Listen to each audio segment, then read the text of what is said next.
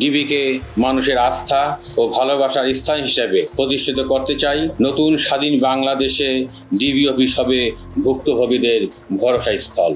আমি যতদিন ডিবি প্রধানের দায়িত্ব পালন করব, ন্যায় নীতি, পেশাদারিত্ব ও সততার মধ্য দিয়ে দায়িত্ব পালন করার চেষ্টা করব ইনশাল্লাহ। যারা ভুক্তভোগী এবং অসহায় তাদের কথা শুনব, তাদেরকে কিভাবে আইনগত সহযোগিতা করা যায় সেটি দেখব। আমি স্পষ্টভাবে বলতে চাই, ঢাকা মহানগর গোয়েন্দা অফিসে আর কোনো আয়নাঘর থাকবে না। ডিবির কলঙ্কিত অধ্যায় শেষ করে সেটিকে পবিত্র করা হবে, যেখানে মানুষ ন্যায় বিচার পাবে।